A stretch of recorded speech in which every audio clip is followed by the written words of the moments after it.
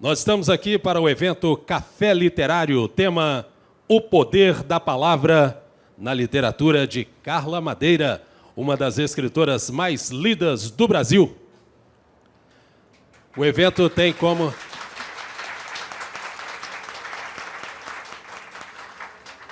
O evento terá como mediador Rogério Faria Tavares, curadoria da Academia Mineira de Letras e o oferecimento de Grupo Editorial Record. Carla Madeira nasceu em Belo Horizonte em 1964. Entregaram sua idade.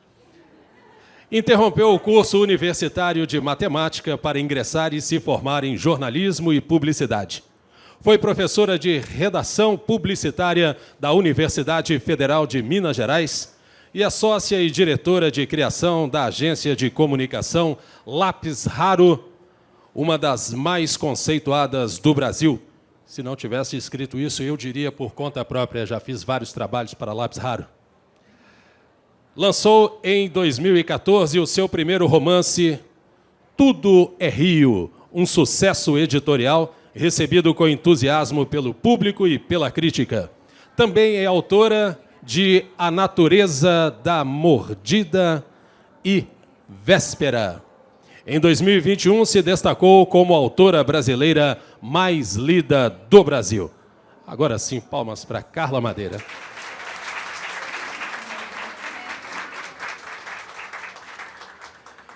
Rogério Faria Tavares é advogado e jornalista, mestre em Direito e doutor em Letras.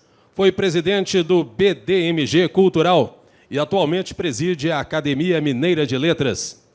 Também pertence ao Instituto Histórico e Geográfico Brasileiro, ao Instituto dos Advogados Brasileiros e ao PEN Clube do Brasil. É cronista semanal do Diário do Comércio desde 2016. Dentre seus livros estão A Noite dos Mascarados, Contribuições para a História do Instituto dos Advogados de Minas Gerais, Contribuições para a História do Instituto dos Advogados Brasileiros e Contribuições para a História do Instituto Histórico e Geográfico Brasileiro. Rogério Faria Tavares. Então, a partir de agora, está aberto o nosso Café Literário, O Poder da Palavra na Literatura de Carla Madeira. Boa noite.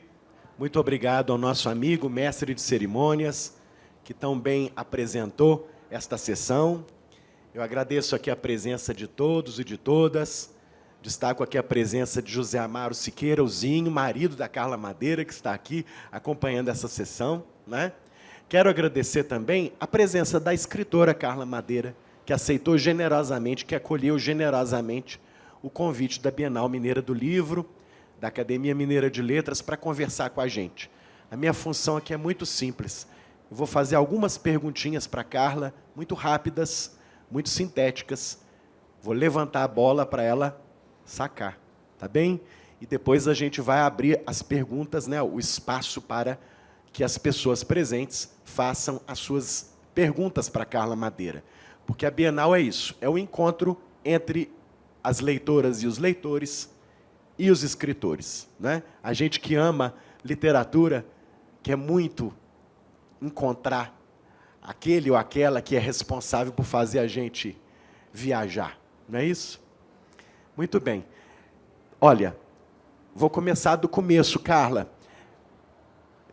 De onde você vem? De que família você vem? Como é que era a sua casa? Quando a Carla estava ali vivendo a sua infância, a sua adolescência. Conta um pouquinho para a gente, porque em todo livro seu, a família, as famílias aparecem demais. Como é que era a família da Carla? Bom, primeiro, boa noite para todos.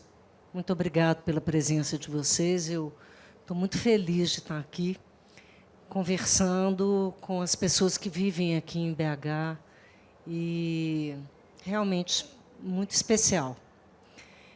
Eu sou aqui de Belo Horizonte, meus pais são do interior de Minas, meu pai é de Dores do Indaiá, minha mãe cresceu em Divinópolis, embora tenha nascido numa cidade pequenininha, perto de Divinópolis, chamada Marilândia. E minha casa somos 6 filhos, mais um tio que morou a vida inteira com a gente na família. E uma casa cheia, uma casa muito musical. Meu pai matemático, foi religioso. Eu acho que dizer isso conta um pouquinho da matéria-prima, né, dos meus livros. Meu pai foi religioso, ele foi irmão marista. Casou com a minha mãe quando ele largou a vida religiosa. Ele era um homem erudito, um matemático, falava 5 idiomas, teve uma formação religiosa muito consistente. Um desses idiomas era o latim. Ele morou na França, estudou na Sorbonne. Então, era realmente um intelectual muito especial. Casou com minha mãe, que mal tinha completado o ensino fundamental. Então, e era uma mulher incrível. Eu perdi minha mãe há poucos dias. E ela era uma mulher maravilhosa, uma artista, uma pessoa que usava as mãos de uma maneira incrível, assim, para cozinhar, para bordar, para fazer crochê, para pintar.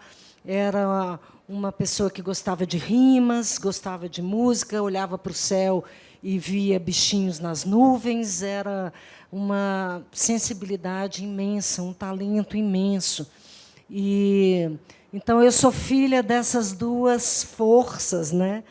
E é isso, uma família com muitos irmãos e com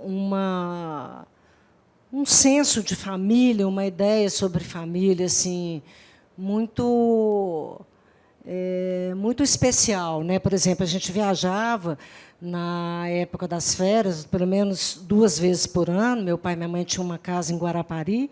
A gente ia, e os 10, 15 dias que a gente passava lá, em cada uma dessas temporadas, era proibido ter televisão. Então, realmente, a gente jogava baralho, a gente tocava muito violão, a gente cantava junto. Tem um pouquinho disso aí nos meus livros.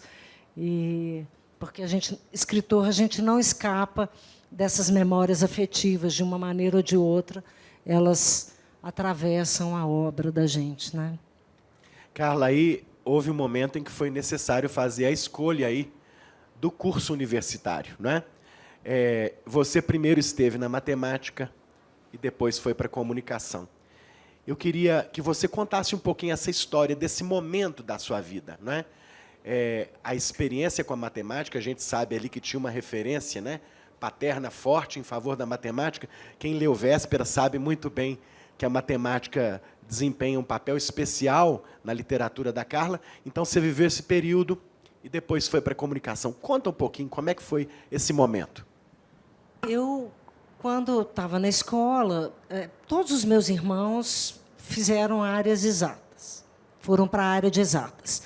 E na minha casa, a coisa da matemática era muito presente, então todos nós crescemos tendo muita facilidade em matemática, gostando muito. Papai fazia desafios com a gente, de problemas de lógica, problemas matemáticos. Assim, era uma família que a matemática era um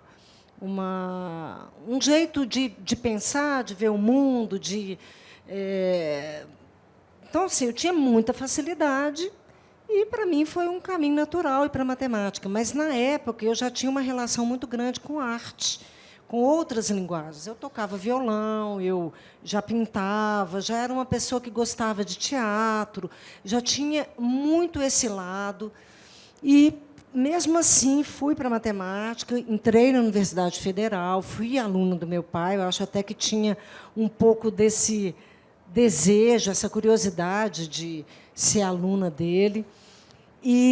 Mas eu fui ficando um pouco triste, porque a matemática, embora a matemática aplicada esteja na vida da gente o tempo inteiro, na música ela está em tudo, né? A matemática pura, aquela matemática como instrumental, que você vai lá aprender, aquilo ali me afastou demais. Eu chegava no final do dia e comecei a ficar muito triste, muito sem assunto e muito deslocada. Não conseguia mais compor, fui ficando muito triste. Então, um dia cheguei em casa, estavam todos na mesa, aquela mesa enorme, né, para caber 6 filhos, pai, mãe e tio. E aí, na mesa, eu falei, olha, a partir de amanhã eu não volto na universidade. Meu pai levou aquele susto e falou, não, Carla, nós vamos pelo menos fechar, vamos trancar a matrícula, vamos... Eu falei, eu não quero mais, eu não vou fazer mais, assim, que é uma coisa até um pouco rara, porque eu sou libriana, assim, tomar uma decisão tão firme, foi assim, porque eu estava com uma adesão interna realmente muito grande com essa decisão. E larguei e fui para a comunicação. E, na comunicação, foi uma experiência muito interessante, Rogério, porque a comunicação mexe com todas essas ferramentas, com todas essas linguagens. Quem trabalha com publicidade, com comunicação de uma maneira geral, trabalha com cinema, com fotografia, com música, com texto, com contar histórias. Então, a comunicação me deu a oportunidade de ficar nesse lugar que eu gosto muito, né, que essas linguagens artísticas todas. Você falou de música e pintura. Como é que essas duas vivências artísticas atuam sobre a Carla escritora? Eu comecei a gostar da palavra pela música, muito mais do que pela literatura. Então, eu aprendi a tocar violão, eu tinha 9, 10 anos, e, a partir daí, eu achei que eu ia ser cantora. Eu cheguei a cantar em bar, eu tive banda, e eu compunha muito, e eu esperava ansiosamente os discos de vinil, né? Que eu sou um pouco antiga, e chegava com aqueles encartes, eu acompanhava aquilo assim, completamente apaixonada por Chico, Caetano, Clube da Esquina, e Gilberto Gil, Rita Lee, os sambistas, Pixinguinha, Cartola.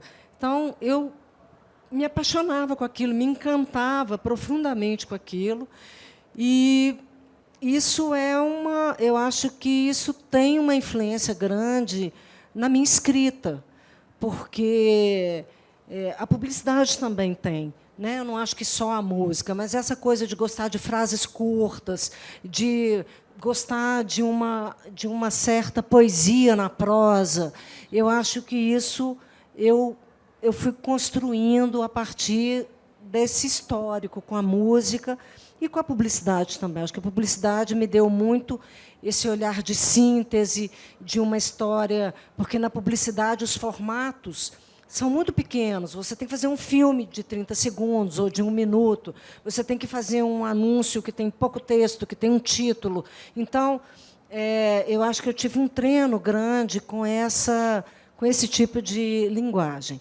E a pintura, eu pinto, antes da pandemia, até o início da pandemia, eu tinha um grupo de pintura que se encontrava uma vez por semana, e eu digo que, nesse grupo da Fátima Pena, que é uma artista plástica, eu era a galinha acompanhando o pato, porque era só gente boa, gente fera em pintura, e eu sou absolutamente amadora, eu pinto porque eu gosto, mas tem um papel muito legal quando eu estou escrevendo. Por exemplo, quando eu fiz A Natureza da Mordida, eu, às vezes, esgotava muito assim no processo criativo, e eu alternava com as pinturas. Isso foi assim, eu pintei mais de 40 quadros enquanto eu estava fazendo A Natureza da Mordida.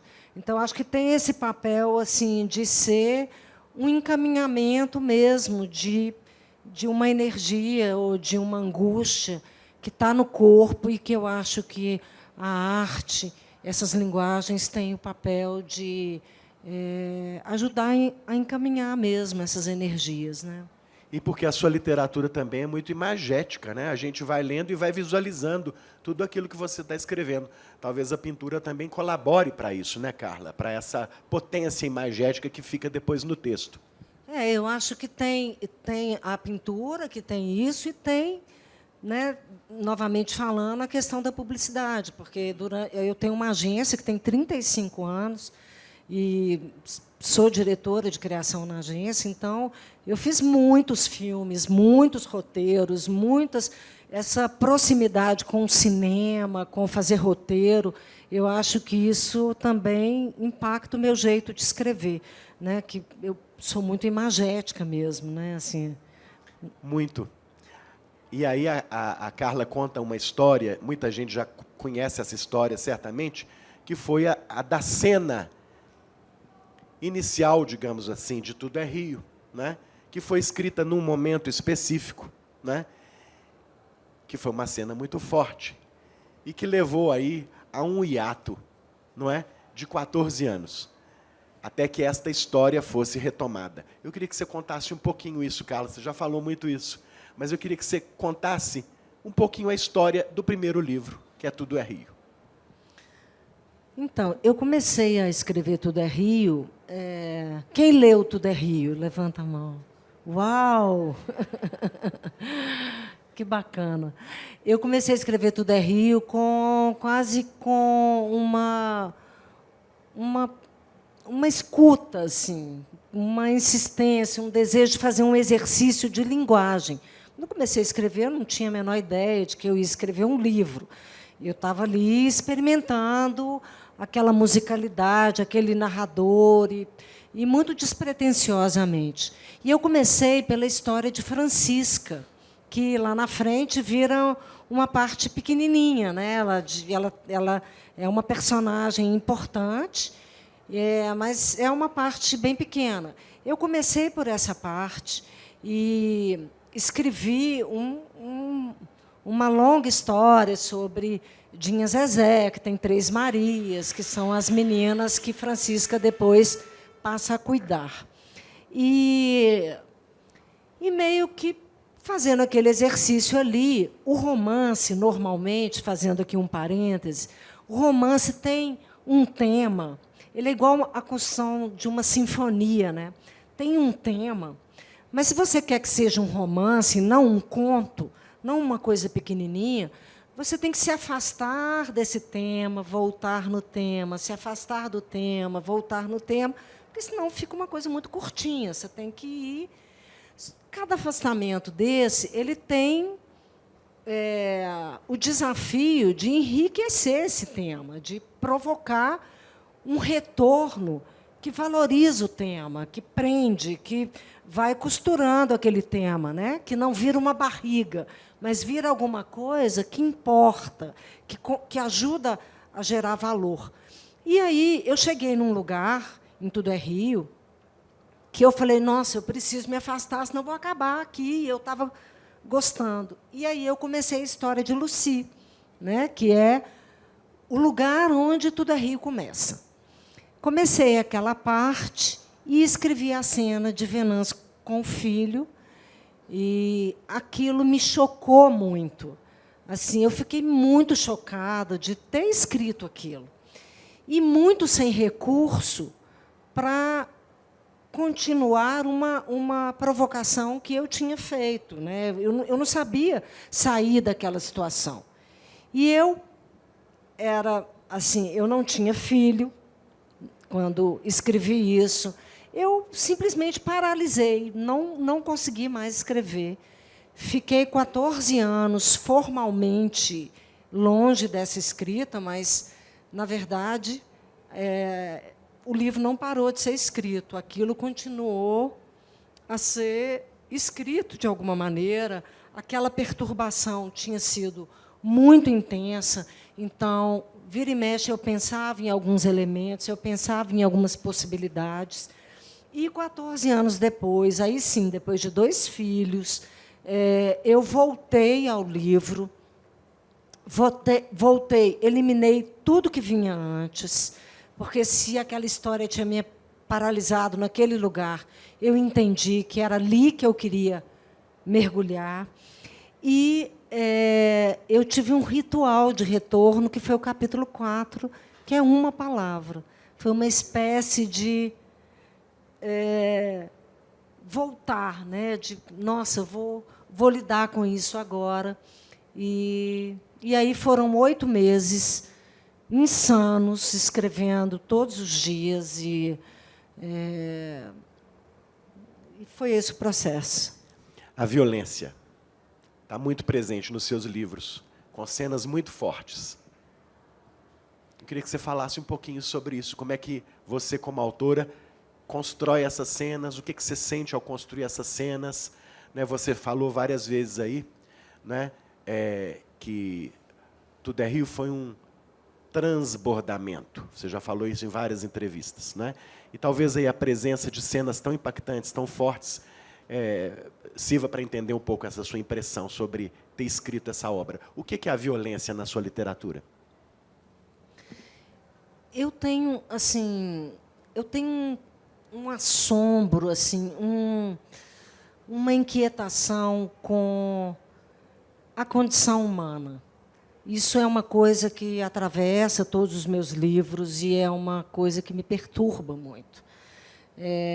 Eu, diante de uma cena violenta, assim, eu fico muito tomada por perguntas. O que leva? E Véspera traz isso de uma forma muito objetiva. O que leva uma pessoa a chegar numa situação extrema? Eu sempre tive um incômodo muito grande, às vezes da maneira como às vezes a gente verbaliza isso, né,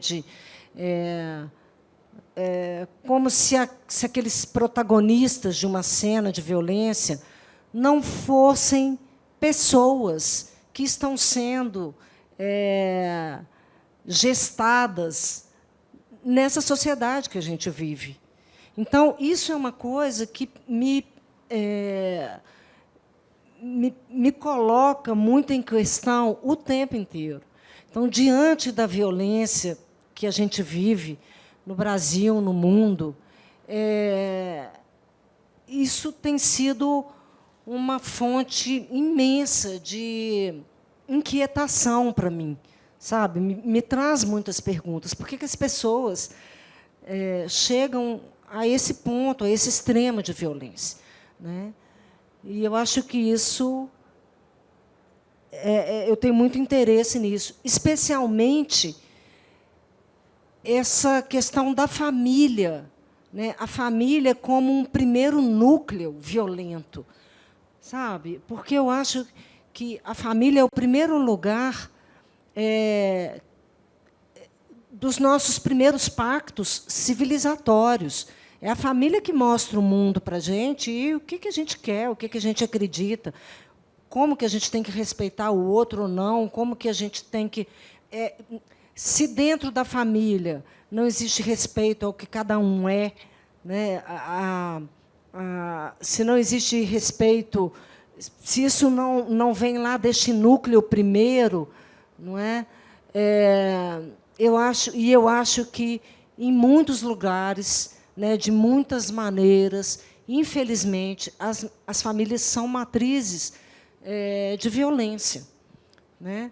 Porque é ali que que começa a se encaminhar as nossas potências, para o bem e para o mal, né? Então, eu entendo que, de uma certa forma, este é um lugar fundamental para a gente pensar que mundo que a gente quer, né?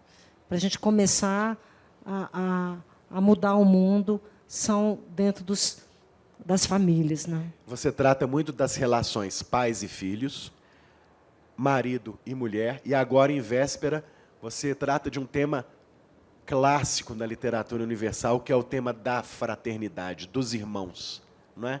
Como é que foi compor aí os personagens de Abel e Caim, que já estão presentes aí, esses nomes, né, já estão presentes aí há muito tempo na história aí da nossa cultura? Então, eu não sei se vocês já pararam para pensar que a história de Caim e Abel é talvez o primeiro mito sobre a rejeição, pelo menos da matriz ocidental, que vem da Bíblia ali, né? Que tem a Bíblia como um livro, né? Ou muitos livros, que a Bíblia não é um livro, é um conjunto de livros, né? E a história de Caim e Abel, uma das primeiras histórias da Bíblia, é um mito que eu acho que trabalha muito a questão da rejeição. Uma rejeição extremamente dolorosa, porque é uma rejeição que é feita por Deus, né? São 2 irmãos, não sei se todo mundo conhece a história, são 2 irmãos, Caim e Abel. Abel, ele é pastor, né? E Caim, agricultor. Então, eles vão fazer as oferendas. Deus, no Antigo Testamento, gosta muito das oferendas. Eles vão fazer as oferendas. Caim oferece a Deus a sua colheita e Abel oferece um cordeiro, né? As primícias, as primeiras, a carne, a parte melhor, mais gordurosa da carne, né? E Deus aceita a oferenda de Abel e não aceita a oferenda de Caim, e Caim mata Abel. Não é assim? Então, essa é a história. E essa história já foi contada, a literatura já usou essa história. Saramago tem um livro chamado Caim, existe um livro chamado A Leste do Éden, lindo, maravilhoso, John Steinbeck, né? E eu fiquei eu sempre fiquei muito incomodada com essa história. O Saramago faz uma opção de escrever o livro dele sobre Caim, dizendo: Deus é péssimo, Deus é vingativo, Deus não é legal, e ele faz essa opção. E eu queria fazer uma opção mantendo o conceito de Deus como aquele que é justo, não é?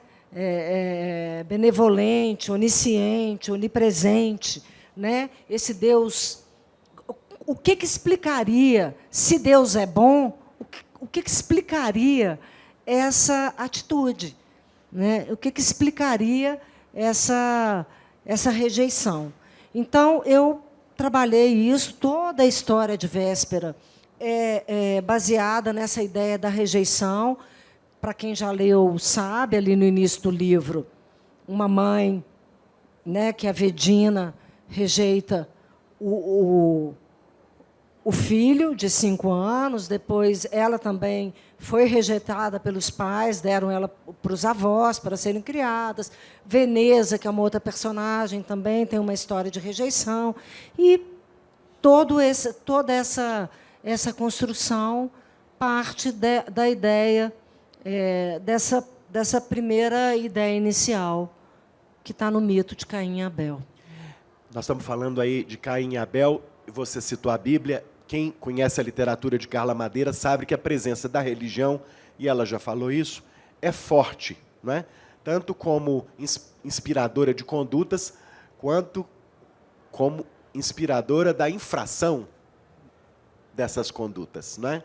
Como é que você atua como escritora para que a religião habite aí o mundo, o universo dos seus personagens? De que modo isso acontece? Você já deu uma pista na resposta à primeira pergunta, mas de que modo você acha que a religião aparece na sua literatura? Eu acho que, bom, primeiro, o fato de eu ser filha de um religioso, que foi religioso, mas não apenas por isso, o fato de ser um religioso que era matemático. Ou seja, é muito difícil lidar com essas duas forças, a da ciência exata e a da religião, que te pede para ser dogmático, que te pede para acreditar numa coisa que você não pode provar. Então, de uma certa maneira, eu sempre percebi, mesmo que isso não tenha sido diretamente dito, porque meu pai era muito reservado em relação a isso, mas eu sempre percebi um conflito, uma fé difícil, né? Essa fé difícil, dolorosa, e então acho que ter presenciado isso foi um elemento que me atravessou, né? Me atravessou, e é uma coisa muito recorrente. Segundo, porque eu acho que as religiões elas também estão tentando pensar esta questão do bem e do mal, não é? Que me interessa muito. Elas também estão tentando pensar sobre isso, elaborar isso, né? E o terceiro ponto é que eu acho que, assim como as famílias, as religiões também, elas podem ser libertadoras ou manipuladoras, né? Manipular um jeito de ver o mundo, um jeito de pensar, um jeito de oprimir, né? Um jeito de não deixar que as pessoas se pensem com autonomia, não é, com realmente podendo fazer escolhas, mas também tem um papel que pode ser libertador no sentido de nos ajudar com o desafio da condição humana, porque é muito foda ser gente, né? Difícil pra caramba. A gente vai morrer, a gente não consegue proteger as pessoas que a gente ama, a gente está aqui e não sabe se amanhã vai acontecer uma coisa extremamente dolorosa. A gente, não é? Então, assim, eu acho que também tem uma dimensão da espiritualidade, independente do que virá, que nos ajuda a atravessar esse desafio que é existir, né, com consciência da nossa finitude. Então, eu acho que a religião, se eu sou uma autora interessada em pensar por que as pessoas chegam no extremo, sem ser de uma maneira maniqueísta, sem dizer, você faz isso, você é um monstro. Ninguém é monstro, somos humanos, não é? O nosso pior e o nosso melhor somos humanos. Véspera tem um trecinho inicial, Rogério, que é a primeira que fala exatamente esse aí, né? Está vendo aquele homem? Ele não é o diabo. Pode ser pior, mas é homem. Pode ser filho de Deus, mas é homem. O homem é o barro do homem. Então, é essa a ideia, né, de que, para o bem e para o mal, somos humanos e com essa potência. E eu acho que a religiosidade conversa muito com o meu interesse. Assim, quem lê meus livros sabe que os personagens não são bons ou maus, assim, eles são como nós mesmos, né, capazes do bem e do mal, e, por isso, merecedores de compaixão e da gente pensar nessa complexidade mesmo dessas forças, né, e como a gente vai equilibrando isso. Sexualidade. Para muitos dos personagens de Carla Madeira, o sexo é uma questão central, importante, aparece muito. Há muitas cenas, não é? Muito bem escritas, por sinal, que focalizam esse ato fundamental da vida humana, da cultura humana. Eu queria que você contasse para nós aqui como é abordar esse tema, esse universo, né? De que modo você constrói as cenas, de que modo você imagina essas cenas. Bom, a questão da sexualidade, em primeiro lugar, assim, desde Tudo é Rio, ou principalmente em Tudo é Rio, que a questão da sexualidade tem um papel muito forte ali da transgressão de Lucy, né, da provocação que Lucy faz, porque Lucy tem uma sexualidade fálica e ela toca num território que é um tabu, que é a questão da sexualidade feminina, o desejo feminino, não é? E, embora a sexualidade dela seja fálica, porque é uma sexualidade do controle, uma sexualidade escancarada, nomeada, não é? Ela não tangencia as palavras, ela é crua, né? O narrador, enquanto está falando de Lucy, ele é cru com as palavras, ele é indecente, né? Ele vai nas palavras sem medo. E aconteceu uma coisa interessante, que é a literatura não precisa desfocar como o cinema, né? Que ele desfoca a cena, que a câmera levanta enquanto o casal está ali. A literatura pode levar o leitor junto com ele para aquela cena, porque ela vai ser imaginada pelo leitor, pelo que ele tem, não é, de possibilidade ou limite para imaginar aquela cena. Então, eu fiz a opção de não desfocar, de não apagar a luz e de levar o leitor para a cama com Lucy e ele viver todas aquelas palavras, tudo aquilo ali, do jeito escancarado, para ele realmente se colocar naquele lugar, ele ter aquela experiência. Não é? Assim como ele vai também para a Aurora, ter experiência Aurora, assim como ele vai para todas as experiências humanas que estão imaginadas ali. Não é? Então, agora, é uma coisa legal, porque Tudo é Rio fala de uma sexualidade escancarada, importantíssima, para dizer e trazer para a mesa a diferença de gêneros, com uma clareza muito clara.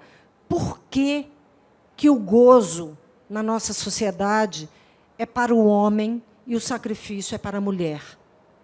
Não é? Essa é uma pergunta que Tudo é Rio ajuda a colocar na mesa e mostrando que essa diferença é uma das principais razões da violência. Né? Se o gozo está com o homem e ele se acha no lugar de quem tem direito ao gozo, custe o que custar, não é? A dor está para a mulher, porque ela é objeto desse gozo. Não é? Ela está a serviço desse gozo. Então, eu acho que Tudo é Rio coloca essa questão. A natureza da mordida coloca isso. Existe uma das memórias, uma das anotações de Biak, uma psicanalista, que ela começa dizendo: sexo não é opcional para a humanidade. E não é. É para mim, é para o indivíduo. Eu posso querer ou não fazer sexo, mas a humanidade não pode não querer, todo mundo, não fazer sexo, porque acaba. Não é? A humanidade depende da sexualidade. E ela coloca isso de um jeito muito interessante, que mesmo a sexualidade sendo uma coisa tão importante para a humanidade, a gente criou tantos mecanismos para colocar isso num lugar de controle, de demonização, de domínio mesmo, social, né? Domínio do outro, domínio do corpo do outro. Não é? E isso é fonte de preconceito, de violência. Não é? Então, eu acho que a sexualidade, e em véspera, a sexualidade já vem de uma outra maneira, porque ela vem junto com um adoecimento mesmo. Não é? A Bel tem um desconforto imenso no corpo e uma incapacidade de negociar essas pulsões com o corpo, né? Consigo mesmo. E isso também é origem de violência. Não é? A gente precisa dos pactos civilizatórios, né? A gente precisa disso. Olha, Carla, é inevitável essa pergunta aqui agora. A psicanálise e o discurso psicanalítico estão muito presentes na sua obra. Eu acredito que a sua fala me dá mais um elemento para acreditar nisso. Como é que esse discurso psicanalítico povoa a sua literatura? Então, assim, eu fiz terapia muitos anos e depois fiz análise muitos anos. E eu costumo dizer que esse foi um processo de alfabetização para mim. Acho que a análise, a terapia, é um processo de alfabetização. É um processo de aprender a nomear e aprender o significado das palavras e aprender que, quando a gente é capaz de simbolizar na linguagem, Freud tem uma frase muito importante que ele fala que entre a pulsão que a gente tem no corpo e a capacidade de simbolizá-la, esse espaço entre a pulsão que está no corpo, que é uma angústia, Clarice fala disso também, que é uma angústia que está ali no corpo. Até a gente conseguir encaminhar isso, simbolizar isso, na dimensão da linguagem, esse intervalo se chama desamparo. Então, a ideia da psicanálise, da terapia, para mim, ela foi... eu não escreveria, eu não seria uma escritora sem ter vivido esses processos de análise e de alfabetização que veio da terapia, que eu fiz durante muitos anos, com uma pessoa chamada Vânia Moraes, maravilhosa, e com Jefferson Pinto Machado, que faleceu há pouco tempo também, mas que é um psicanalista maravilhoso, que foi meu psicanalista, que todos dois leram meus livros antes de serem publicados. Nós estamos chegando quase ao final dessa parte, talvez já haja alguma pergunta por aí, não é? Vamos começar. Vou fazer uma última perguntinha aqui para a Carla, antes de passar para o público. E aí, vai ser inevitável, viu, Carla? Perdoe aí a minha pergunta. A Carla já escreveu conto também, viu, gente? Ela é autora de 3 romances, mas ela já escreveu um belo conto que está nesse livro aqui, que foi lançado pela Autêntica Editora, junto com a Academia Mineira de Letras. São 20 contos sobre a pandemia de 2020. A Carla não vai achar ruim da gente fazer essa propaganda, porque ela é uma das autoras queridas que estão aqui nesse livro, né? Junto com outras tantas. E outras 2 publicitárias, Paula Pimenta e Cris Guerra, também estão aqui nesse livro, que tem também a Anelisa Ribeiro, Frei Beto, Cidinha da Silva, Ivan Ângelo, Olavo Romano e tantos outros. Como é que foi, essa é a minha última pergunta, como é que foi escrever um conto durante a pandemia sobre a pandemia? Bom, em primeiro lugar, o Rogério é o responsável por isso, porque ele que me fez o convite e me enlouqueceu, né? Porque o livro é um processo que eu não tinha assim, tempo para fazer, eu não tinha uma data para entregar, né? Eu pude fazer no meu tempo, no meu ritmo, do meu jeito, e aí, quando veio uma encomenda, eu sou muito Caxias, e com as minhas encomendas, e eu fiquei enlouquecida para fazer um conto sobre a pandemia. E eu acho que foi bom, né? Excelente o conto da Carla. E depois ela vai autografar esse livro aqui para alguém que nós vamos sortear de algum modo, né? É isso.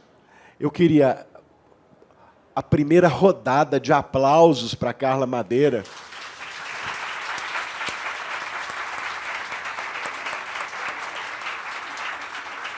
Olha, um privilégio, gente, um privilégio, uma alegria conversar com essa autora que chega tão forte, tão firme no coração da gente, né, como leitores, não é isso? Tem microfone para rodar aqui ou devo ceder o meu? Ok. Eu vou então, fazer um pedido, né, que é para as pessoas fazerem... Podemos fazer uma rodada de 3 perguntinhas? Pode ser assim? Pode? E para todo mundo exercer o poder da síntese na hora de fazer a pergunta. Tá bem? Vamos lá. Já tem 2.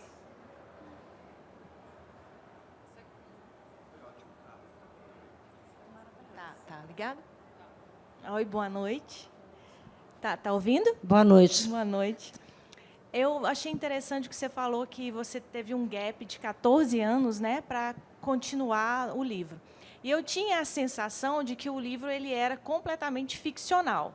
Óbvio que você vai ter suas impressões e a sua vivência colocada no livro. Mas quando você disse que teve um gap de 14 anos e depois você pariu o livro, me deu a sensação de que aquilo trouxe muito de você. E não só de uma ficção, de uma história. Então, a minha curiosidade aguçou no sentido assim, o que tem de Carla em Lucy, em Aurora, em Francisca, nessas personagens que você escreveu assim, com tanta lindeza, mas que me parece que tem muito de você nelas, né? Eu não sei se eu estou equivocada. É isso. Parabéns, viu? Obrigada. Como é que você chama? Gabriela. Gabriela, assim, não é uma memória de fatos, né? Os fatos são, de fato, ficção. mas é uma memória de afetos. E eu acho que isso é real. Então, assim, vou te dar um exemplo. Quando a minha filha nasceu, minha primeira filha nasceu, eu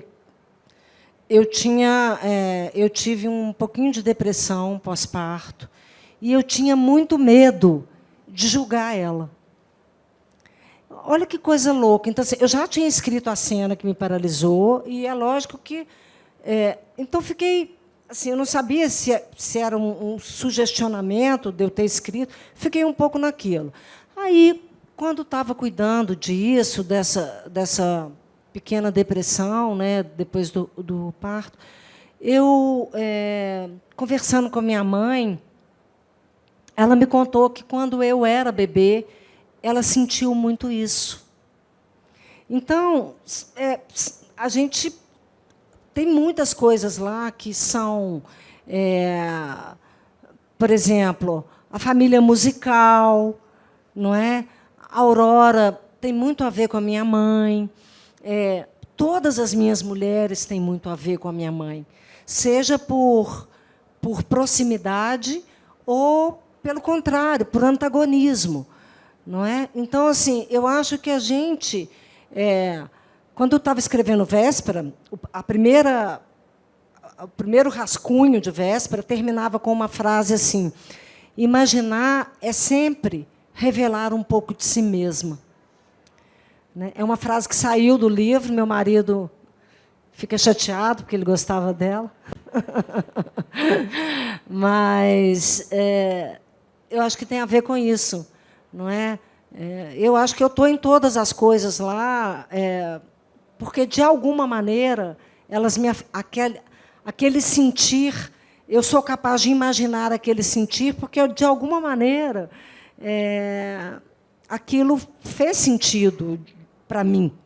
Não é? Então, eu acho que é difícil para um autor escrever de coisas que não o afetam, porque você tem um sentimento de uma voz distante, de uma voz que parece artificial. E, então, na minha experiência, tem sido um pouco por aí.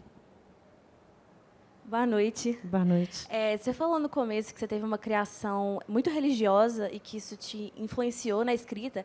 E eu também, então acho que isso me influencia do jeito que eu leio. Então acho que eu sempre leio vendo essas coisas. E foi muito inevitável para mim associar Lucy com Eva e Dalva com Maria, essa mulher que sofreu essa perda do filho, que depois foi devolvido, né?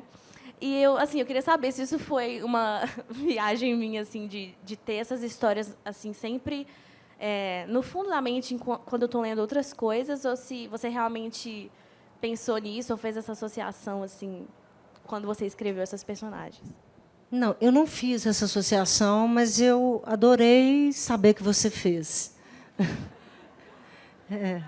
Achei bem legal você falar isso, porque isso eu acho que dá uma reflexão muito interessante. Lucy, realmente, ela rompe com, vamos colocar assim, com uma regra, uma proibição. Não é? Está lá claro, dito, que as mulheres de bem só topam sentir compaixão pelas putas se as putas estiverem sofrendo, se elas estiverem sendo felizes com o que elas fazem, não é admitido, não é? Então, e acho que Dalva tem esse elemento da mãe que vê o filho sofrer, né? Que vê o filho ser brutalizado, não é? Então, eu gostei de ouvir, achei bem legal, obrigada. Boa noite, meu nome é Anelise, sou sua fã, como todos aqui, né? Mas estava mostrando para minha amiga que eu anotei aqui na capa, no começo desse Tudo é Rio. Põe seu microfone na boca. Que eu escrevi aqui. Eu li esse livro dia 15 de novembro de 2021, e eu escrevi, sim, eu li em um dia. E essa angústia que você falou sobre o seu sentimento de escrita, eu senti muito nesse livro, mas eu tive essa angústia assim de preciso chegar no fim, né? Adoro as suas colocações com a fidelidade às palavras. Quando você usa no livro e fala assim, ela é puta, porque é isso, né? A palavra é essa, e tem essa fidelidade a várias outras palavras. Mas com relação à angústia, eu tenho uma pergunta para você. Quando é possível comprar A Natureza da Mordida? Porque está esgotado. Eu estou atrás desse livro desde o ano passado e nunca está disponível. Então, além de te dar os parabéns, eu estou compartilhando a minha angústia e queria saber sobre isso. Gente, vou confessar tudo. A bola está comigo e eu que deixei a bola um pouco parada. É o seguinte, eu estou fazendo uma pequena revisão na natureza. Não é uma coisa estrutural. Quem já leu, assim, vai ter que comprar de novo, porque são pequenas revisões, mas que eu acho que vão fazer o livro ficar melhor. Acho mesmo. E essa bola está comigo, eu já tinha que ter entregue isso para a minha editora, mas eu vivi questões pessoais, minha mãe adoeceu e eu não consegui me dedicar. Também tenho participado muito desse tipo de troca, que tem sido muito legal para mim. Estar aqui hoje com vocês é muito importante para mim. Então, mas agora eu firmei um compromisso, que até o final de julho eu entrego essas mudanças, e aí o livro vai rapidinho poder estar com vocês, e eu vou adorar que vocês leiam e me contem se ficou bom.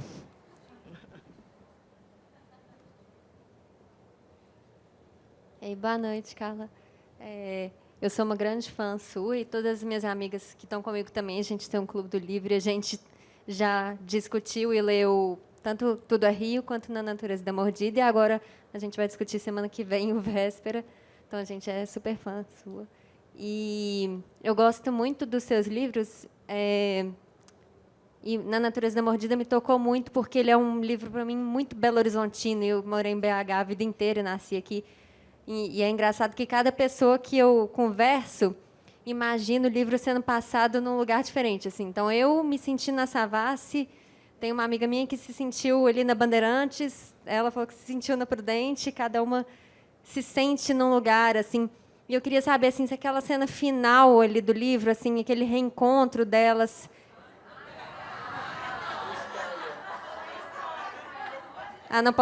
pouca gente leu, né? Mas era assim, eu queria saber se você imaginou aquela cena em algum bairro específico de BH, assim. Não sei se é uma pergunta que você vai querer responder ou não. Então, a maior parte dos encontros de Biá com Olívia foram de fato. Inclusive, meu encontro com uma personagem que foi muito importante para que eu encontrasse a voz de Biá, porque a voz de Biá foi muito desafiadora para mim, porque ela não era intuitiva, era uma psicanalista, demenciando, mais velha. Então, eu falava, gente, como que é a voz dessa pessoa? Foi extremamente difícil. Esses encontros de Biá com Olívia eram na Bandeirantes. A banca do Rodolfo era, de fato, na Bandeirantes, para mim. Né, mas para o leitor pode ser em qualquer lugar. E o encontro que você está dizendo, que imagino que seja de Olívia e Rita, foi na Getúlio Vargas, na Savassi, por ali. Mais para o lado ali da Rua do Ouro do que da Savassi. Mais ali, funcionários. Para mim, na minha imaginação. Oi, Carla, boa noite. Sou muito sua fã, fiquei muito impactada com Tudo é Rio e com Véspera, não li Na Natureza da Mordida ainda. E sou psicóloga e psicanalista de formação, então, assim, eu brinco com as minhas amigas que Na Natureza da Mordida já é meu livro predileto, sem eu ter lido. Eu queria te perguntar duas coisas. Essa questão da mineiridade, assim, eu vejo que tem uma mineiridade muito intrínseca ali, né? Achei muito interessante a pergunta da minha colega ali, falando sobre a questão do olhar. Eu acho que essa questão da alfabetização, né, com a terapia e com a análise, traz para a gente um olhar para a vida, né, muito interessante. Queria saber se seus pais leram seus livros. E essa questão da mineiridade, assim, como que têm sido os debates aqui em Belo Horizonte, em Minas e fora daqui, assim, as pessoas têm uma outra perspectiva, né? Então, a minha mãe, ela leu os 3 livros antes de serem publicados. Foi muito interessante, porque, quando eu acabei de escrever Tudo é Rio, uma das pessoas que leu me perguntou, mas você vai ter coragem de publicar? Porque eu acho que essa pessoa se assustou muito com a putaria, né, gente? Dando nome aos bois, se assustou com a putaria.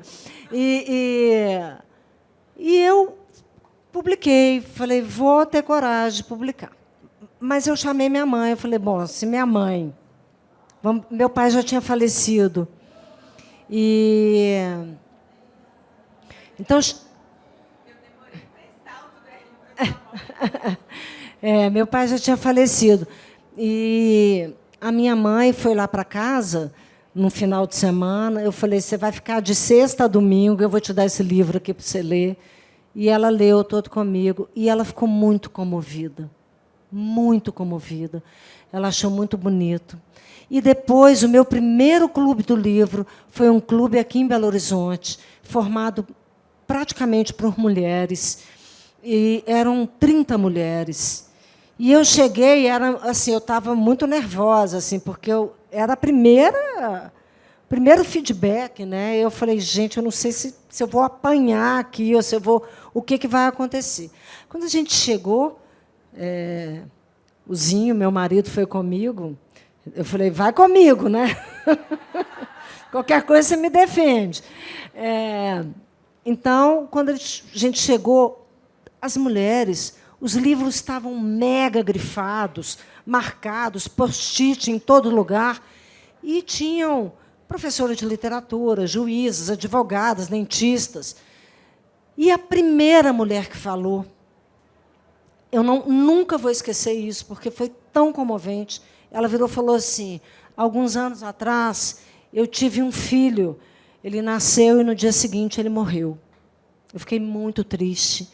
Foi uma coisa muito difícil. Depois, eu tive meu segundo filho. 3 dias depois, ele morreu. E eu tive o meu terceiro filho. Nisso, ela já estava chorando, eu já estava chorando, um tanto de mulher já estava chorando. Eu fiquei tão empaquetada com aquilo. E ela falou, eu tive meu terceiro filho, e é uma filha linda, e deu tudo certo e tal. Mas eu queria te dizer que ler o seu livro, pela primeira vez, me ajudou a organizar o que eu senti. O que eu senti de raiva, o que eu senti de saudade, o que eu senti. Então, foi extremamente importante para mim. E isso foi marcante, porque onde eu achava que a questão da sexualidade ia aparecer com força, não apareceu. Nenhuma dessas mulheres quis conversar sobre isso. Apareceu a Carta de Aurora, com muita força, apareceu a questão do perdão, com muita força. E isso foi muito marcante para mim, porque eu achava que a questão da sexualidade ia incomodar muitas pessoas. E não foi a tônica, né? Mas tem 2 coisas que eu queria dividir com vocês. Uma é que, outro dia, numa roda de psicanálise, porque eu tenho participado de muitas rodas com psicanalistas, Sociedade Psicanalítica de Porto Alegre, uma roda de psicanálise aqui em Belo Horizonte, e muitas. E surgiu uma questão que foi muito legal, que O Quanto Tudo é Rio é um livro que o leitor me dá notícia falando de coisas que aconteceram com o corpo, sabe? Falando, usando esses nomes, não dizendo eu tive tesão, ou dizendo foi um murro na boca do estômago, ou eu estava em prantos. Então, tudo coisas que mexeram muito com o corpo, não é? E eu acho isso maravilhoso, né? Porque é no corpo, né? Depois a gente organiza na dimensão da linguagem, mas o primeiro momento, né, é o corpo.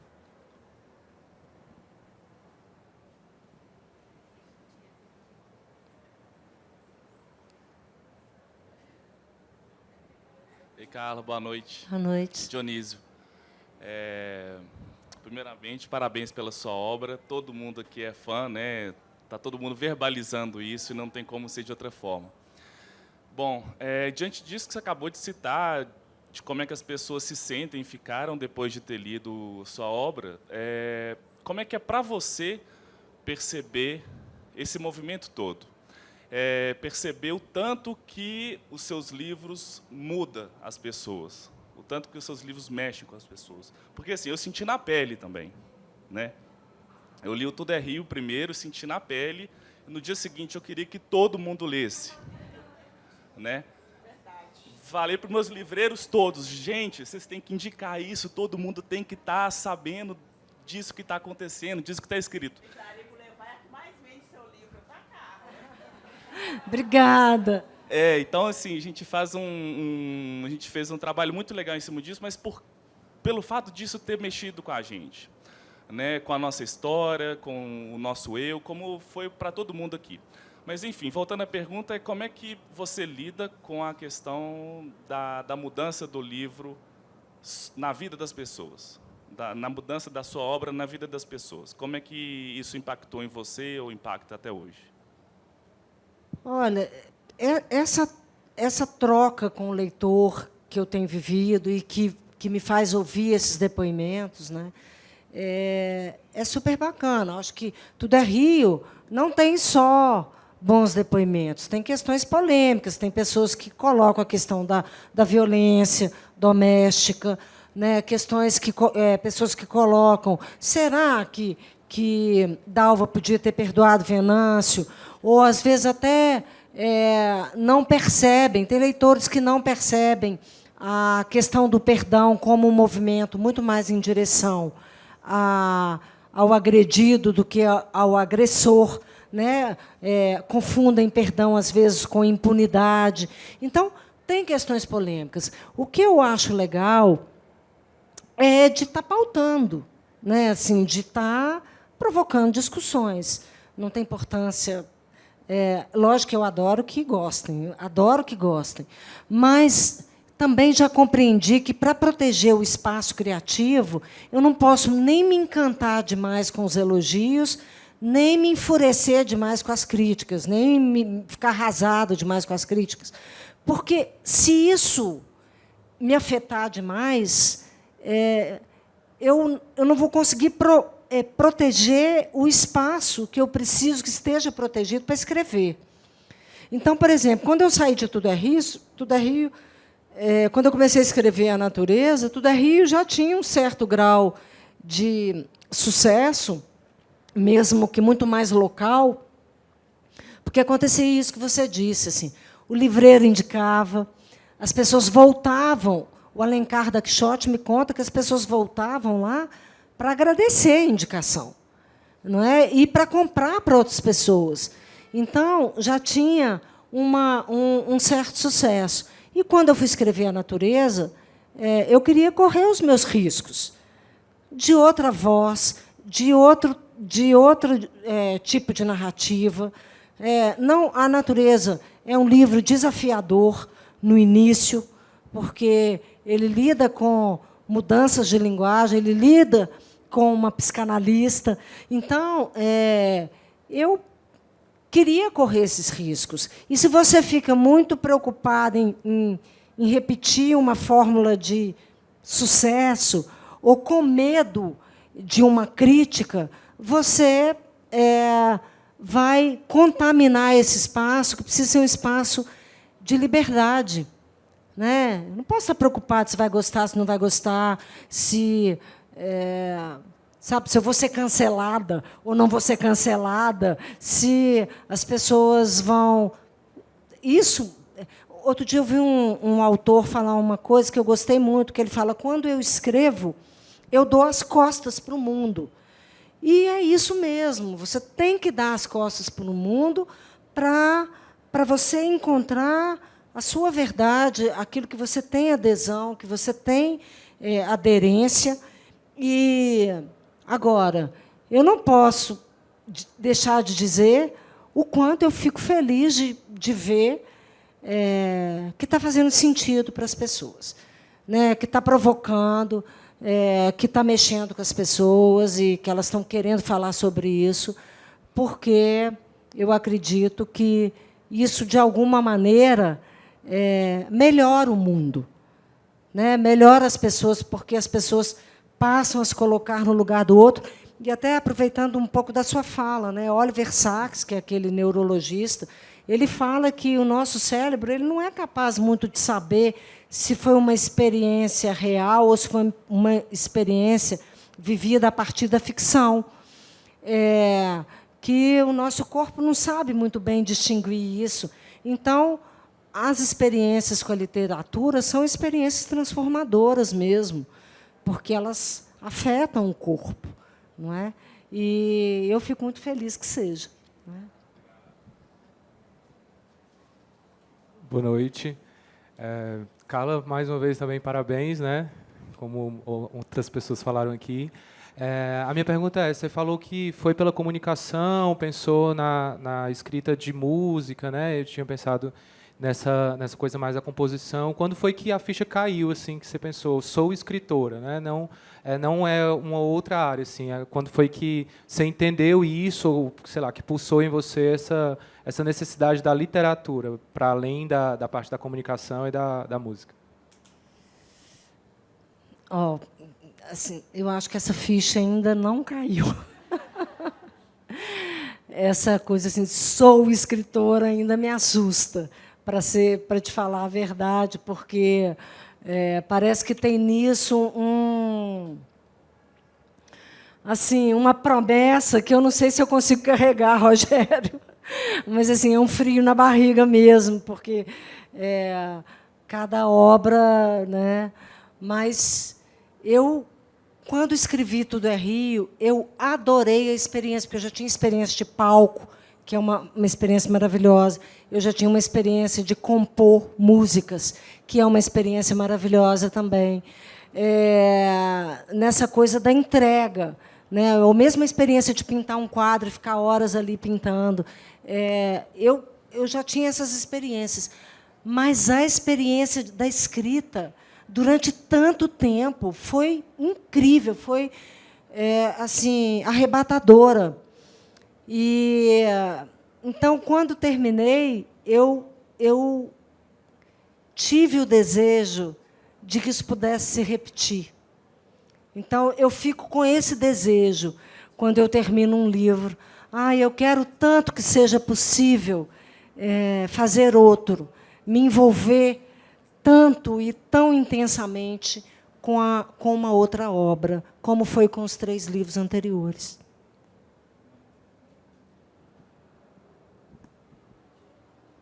Pessoal, tem mais 2 perguntas? Pode ser assim? Você e você? Porque tem autógrafo ainda. Pediria a compreensão de todo mundo. Pode ser assim? Quero registrar aqui com muita alegria, nós tivemos aqui nessa noite a presença de Leida Reis, escritora, editora importante, Fabrício Marques, um grande poeta, passou por aqui também. Então, é uma alegria para nós, né? A Bienal para celebrar a literatura, celebrar os bons autores, não é isso? Então tá, vamos lá, mais 2. Boa noite, Carla. Meu nome é Sara. É um prazer enorme poder ter essa troca com você, escutar você.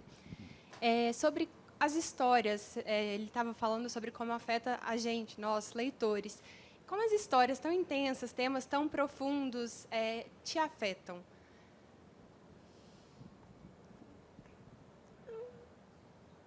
Me afetam, assim, muito. Assim, de eu quase ser atropelada na rua. A arte, em geral, me afeta num grau assim, muito intenso. Eu sou muito afetada. Tem uma história minha assim, com uma pintora, que eu fui numa exposição dela lá no Palácio das Artes. Ela se chama Margarete Min, é uma aquarelista, e teve uma exposição belíssima dela no Palácio das Artes, alguns anos atrás. Ela... Quando eu fui ver essa exposição, eu saí do Palácio das Artes e realmente foi a experiência mais perto da morte que eu tive, porque eu quase fui atropelada por um ônibus e eu fico assim muito tomada. Quando leio um livro, eu paro ali naquele lugar, eu repito aquela leitura, eu fico absolutamente... Na natureza tem uma tentativa de falar sobre isso, assim, que Biá, essa psicanalista, ela também gosta muito de literatura e ela tenta descrever essa experiência devastadora, né, com histórias que impactam ela. Ela cita um livro de Guimarães Rosa, um conto dele, A Terceira Margem do Rio, que ele fala, não sei se vocês conhecem, mas tem uma passagem linda, maravilhosa, da Terceira Margem do Rio, e ela fica tão impressionada com aquela passagem, e ela acorda o marido de noite para dizer daquela passagem, e ele não entende como é que ela está tão possuída, enlouquecida com aquilo, não é? Mas eu fico mais ou menos parecida. Eu sou muito... impactada por uma história bem contada. Eu fico louca. Boa noite, meu nome é Márcia. Boa noite. Na verdade, não é uma pergunta, assim, eu queria só agradecer, que eu estou muito emocionada. Dia 25, agora, na Casa Socialista, nós vamos debater seu livro. E aí eu peguei para ler, estava desde ontem, peguei e falei, vou dar uma folheada. Gente, eu comecei a marcar loucamente ali. Falei, meu Deus, eu preciso comprar esse livro, que eu preciso marcar. Então, assim, convidar a todos que quiserem participar, inclusive vocês, puderem ir 19 horas na Casa Socialista, lá de Santa Teresa, será um prazer. E, na verdade... Casa Socialista, lá no Santa Teresa. E eu também compartilho muito disso, do impacto que a arte gera na gente, o teatro, a leitura. É muito bom. Obrigada. Obrigada.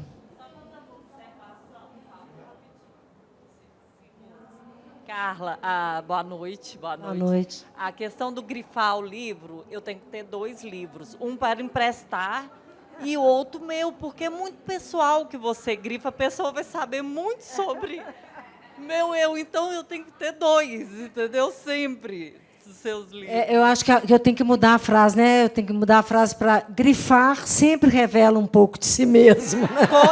Exatamente, por isso que eu tenho que ter um para emprestar, outro para meu secreto.